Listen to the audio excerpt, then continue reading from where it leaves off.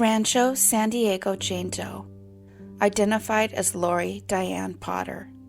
A horrifying discovery took place in Rancho, San Diego, California. It was October of 2003 when disembodied human legs belonging to an adult female were found in an apartment dumpster. Investigators determined that the cause of death was homicide. It would not be until the end of 2020 that genealogical records would determine those legs belonged to 54-year-old Laurie Diane Potter. It wasn't until she was identified that her husband Jack Potter even admitted she went missing. He had been able to hide her absence for 20 years. He was arrested for her murder on May 12, 2021. It turns out Laurie's family believed that Laurie walked away from her husband and also them, but was still alive. No one ever reported her missing. Not one person ever suspected that Jane Doe from about an hour away was actually Laurie. The criminal complaint charging Potter suggests that her murder happened on either October 4th or October 5th, 2003. However, it does not specify how she died. According to the police, they have substantial and conclusive evidence that it was her husband who killed her, which is likely DNA of some kind. This case did not come easy. They had to build a family tree, and all they had was distant relatives. They ended up with a family tree going back to the 1800s. As they closed in on her family itself, they asked multiple members to come forward and give their DNA to try to figure out who the Jane Doe was. Thankfully, many of those approached agreed. They were able to build the tree forward, and it led to Laurie. It took 6 months, but this eventually led to her son. Once the detectives knew the victim's name, the traditional work of a homicide investigation began. Jack Potter has pled not guilty to the murder and has yet to go to trial. He was arrested on May 12, 2021. Laurie Potter went unidentified for 17 years. Precious Jane Doe, also known as the Everett, Washington Jane Doe, has been identified as Lisa Roberts. The Sonoma County Sheriff is doing a pretty amazing job of identifying older does. It seems there is one in almost every video. This one takes place in Everett, Washington 43 years ago. In 1977, Precious Doe was hitchhiking. At this time, she was picked up by a man named David Roth, who was driving by in his Chevy Nova. He admitted he liked how she looked and decided he wanted to get to know her. He picked the young hitchhiker up, quickly stopping by the store where he purchased some beer. The two took the beer and found a place to park to get to know each other. While Precious Doe smoked a cigarette, he put on what he believed was a seduction act, trying to soften her up with some marijuana. But she declined both the weed and the interaction. When she declined his advances, he became enraged. He began violently assaulting her in the front seat of his car, and after choking her, he believed he had successfully taken her life. However, asphyxiation can take a long time, so while he thought he was successful, she may have lived. Unfortunately, he saw her move in the area he dumped her off, and once realizing she was still alive, he opted to shoot her 7 times.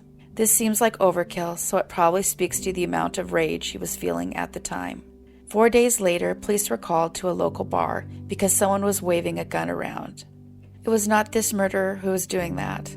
However, en route to the bar, the murderer of Precious Doe had the bad luck of being spotted by a responding police officer. This officer mistook him as the gunman who was fleeing the scene, and they pulled him over. While he wasn't who they expected, he was arrested because they found his gun, marijuana, and roach clips. The gun was a .22 caliber, and it contained a clip that held 59 rounds of ammunition. His car was impounded, and the next day, his young victim was discovered, although it had not been tied to him yet. Unfortunately, she had no ID. All she had on her were Marlboro cigarettes, an empty plastic bag, and 17 cents in cash. They had no leads on who killed her either. That is, until a few days later. When he was released from jail, he probably thought he had gotten away with it. He was apparently quite proud of himself. He went to a friend's house, and he couldn't help but brag about what he did and what he got away with, closely explaining each step of his murder to his friend. Instead of being impressed, his friend was horrified, and he went to the police a few days later. The move to confess was especially stupid, since the police still had his car in lockup. With that tip, police easily found the bungee cords he used to kill Precious Doe, and at the same time, he sealed his own fate. They would quickly discover the rifle shells located in the trunk of his car matched the bullets in the victim's skull. It appears he took no effort to get rid of any of the evidence tying him to the crime. He even kept the beer, which is the same brand of empties that he discarded along with his victim. He neatly provided the police with everything they needed to arrest him. For some reason, the police decided to wait for his marijuana ticket to go to court to physically arrest him. It turns out this was a huge mistake. He did possibly the only smart thing in this entire case. He ran. Well, as smart as it is to be a fugitive anyway. But it bought him a few final years of freedom.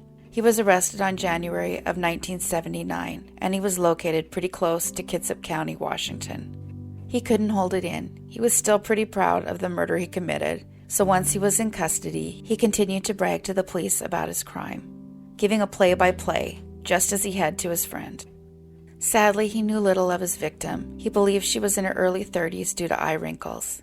They hadn't even shared their names with each other, so he had nothing real to offer there. He spilled everything, detail after detail, that only the killer could know.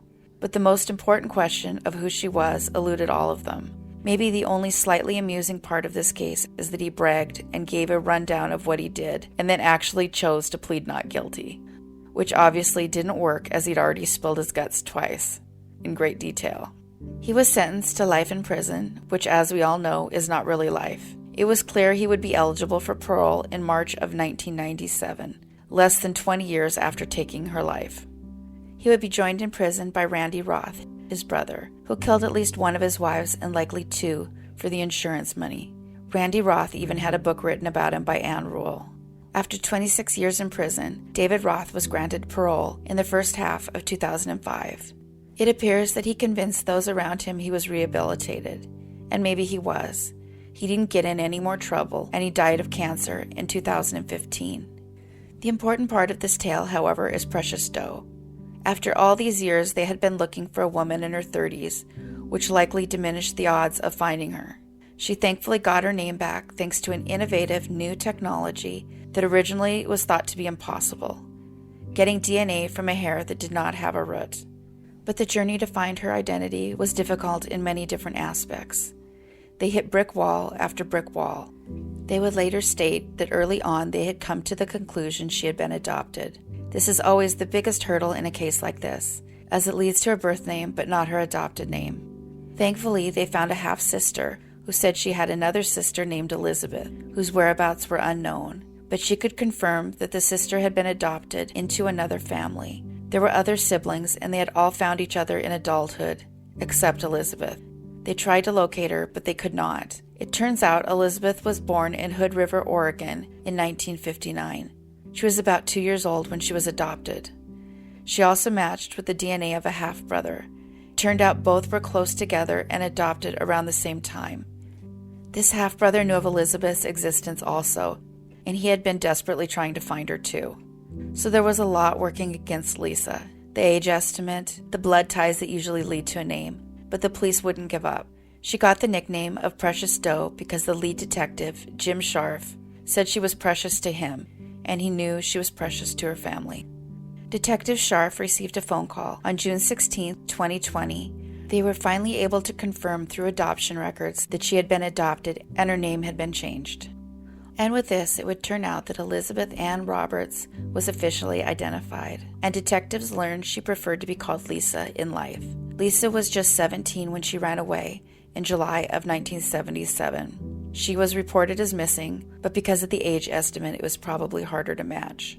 It would turn out many people were looking for her, but especially her biological brother and an adopted sister who was 7 years younger and shared a special bond in the adopted home. Her identity was unknown for 43 years. 2020 was the year her siblings finally got their answer, though it wasn't the one they wanted. Precious Doe got her name back. That's it for today. Thank you everyone so much for watching and listening. I would appreciate it if you could take a moment to like, subscribe, and comment. We offer 2 new episodes every week, Tuesdays and Thursdays. The Doe episodes are on Thursday. Thanks everybody. Take care of yourself and each other.